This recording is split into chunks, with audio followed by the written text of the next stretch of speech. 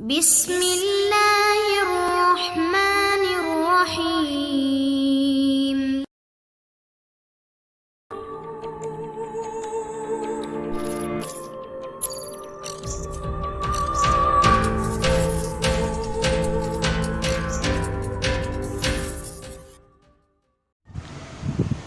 السلام علیکم دوستو، Imran series novel Black Face by Mazhar Kaleem MA۔ اگر آپ نے ابھی تک ہمارے چینل جاسوسی دنیا کو سبسکرائب نہیں کیا تو سبسکرائب کریں اور بیل آئیکن پر کلک کیجیے۔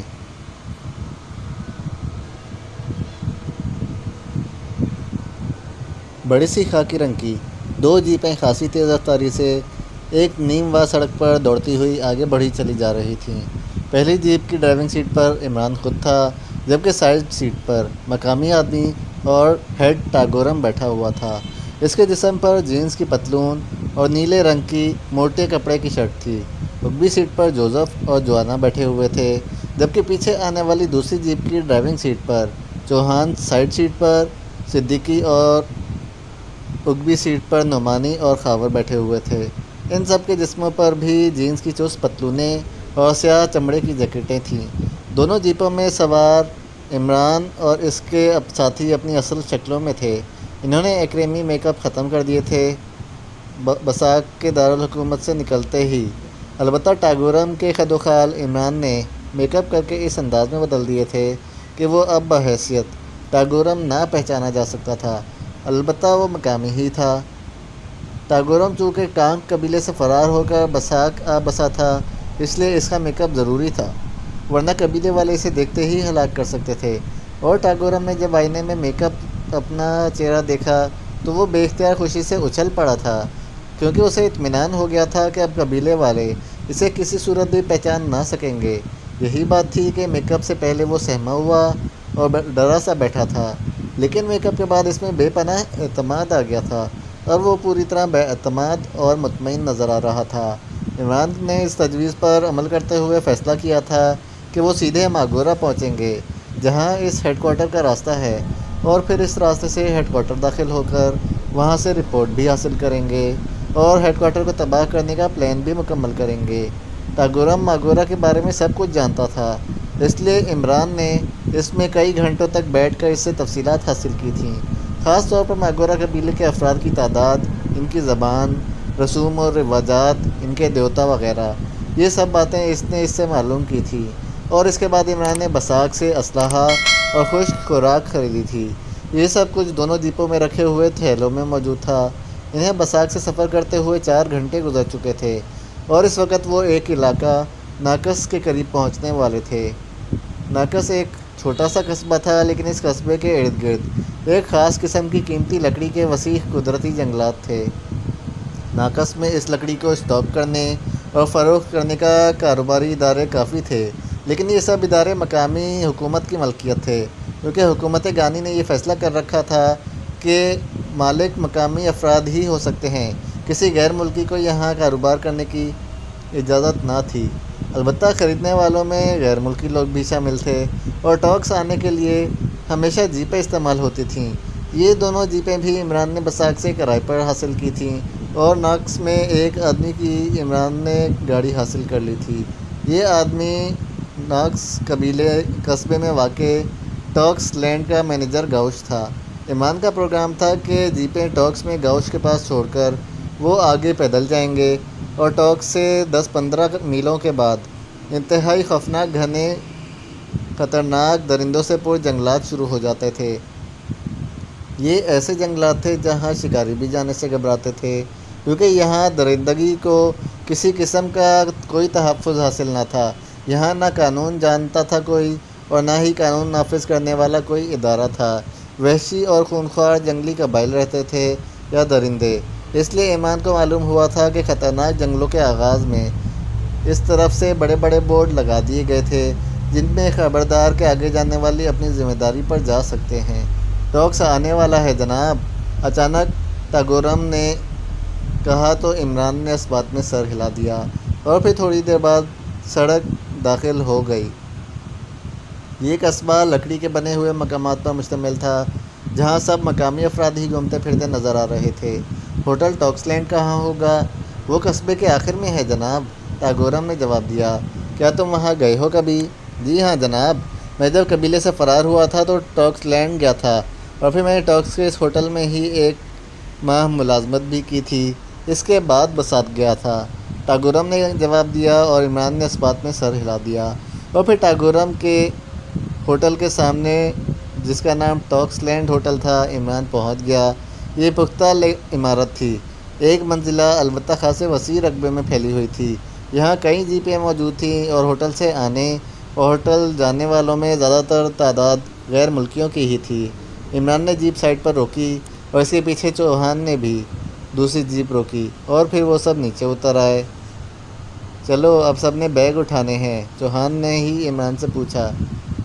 نہیں، بیگوں کو پڑے رہنے دو اور جیپیں لاک کر دو، عمران نے کہا، اور چوہان نے سر ہلا دیا۔ پھر عمران کے کہنے پر جوزف نے پہلی جیپ کو لاک کر دیا، جبکہ چوہان نے دوسری جیپ بند کر کے لاک کی، اور پھر وہ ہوٹل کے ہال میں داخل ہو گئے۔ خاصا بڑا ہال تھا، لیکن وہاں افراد کی تعداد خاصی کم تھی۔ ایک طرف کافی بڑا کاؤنٹر تھا، جس پر مقامی مرد موجود تھے۔ جی فرمائیے جناب، مینیجر گاؤش سے ملنا ہے۔ وہ تو جناب مصروف ہیں کاروباری سلسلے میں، کاؤنٹر مین نے جواب دیا، لیکن عمران اس کے لہجے سے ہی سمجھ گیا کہ وہ ٹال رہا ہے۔ بساک کے ہوٹل ڈائمنڈ کے مینیجر کو بتاتم کو جانتے ہو؟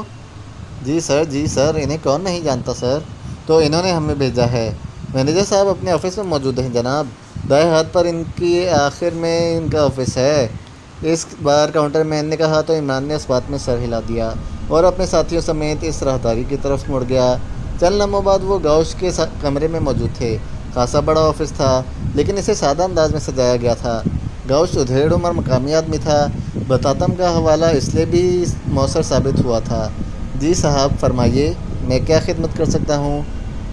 ان فقرات کی ادائیگی کے بعد گاؤش نے کہا، میں نے ماگورا جانا ہے، ہمارے پاس 2 جیپیں ہیں جو یہیں رہیں گی، واپسی پر ہم انہیں لے لیں گے، تب تک آپ یہ رکھیں، اگر اس سلسلے میں کوئی رقم آپ طلب کریں تو وہ بھی ہم دینے کے لیے تیار ہیں۔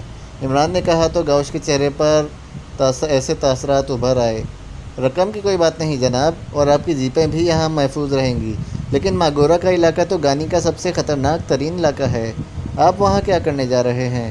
کیا تم کبھی ماگورا گئے ہو؟ جی نہیں، لیکن میں یہاں کا رہنے والا ہوں، مجھے تو یہاں کا پوری طرح علم ہے۔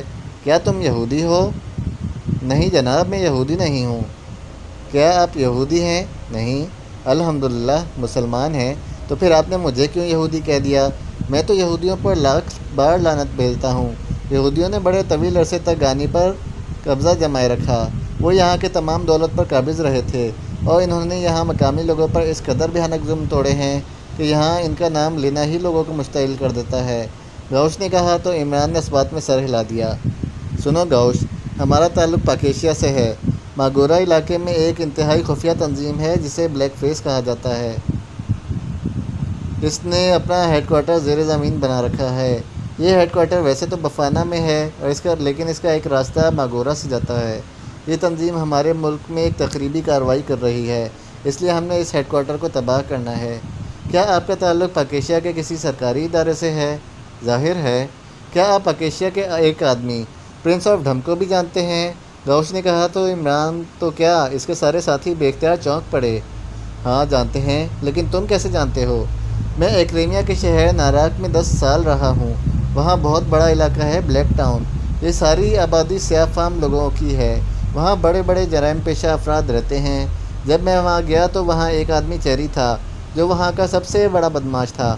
وہاں پاکیشیا کا پرنس آف ڈھمپ پہنچ گیا، اور اس پرنس آف ڈھمپ نے اس چیری کا وہ حشر کیا کہ پورا بلیک ٹاؤن کانپ اٹھا۔ خوفناک لڑاکا سمجھا جاتا تھا، لیکن پرنس آف ڈھمپ تو چھلاوا تھا، چھلاوا۔ میں نے خود وہ فائٹ دیکھی ہے، اور مجھے آج بھی یاد ہے جیسے ابھی وہ میرے سامنے ہی ہو رہی ہو۔ مجھے تو مارشل آرٹس میں خاصی دلچسپی رہی ہے، لیکن صاحب وہ پرنس آف ڈھمپ کی تو کیا ہی بات، بس میں بتا نہیں سکتا۔ اور پھر مجھے پتہ چلا کہ پرنس آف ڈھمپ پاکیشیا کا مشہور آدمی ہے اور کسی سرکاری ادارے سے وابستہ ہے۔ اب آپ نے اتنے طویل عرصے بعد پاکیشیا کا نام لیا تو میرے سامنے پرنس آف ڈھمپ آ گیا، اس لیے پوچھ لیا تھا، گاؤش نے بتاتے ہوئے کہا تو عمران بے اختیار مسکرا دیا، کیونکہ اسے وہ کیس یاد آ گیا تھا جو اس نے بلیک ٹاؤن میں مکمل کیا تھا۔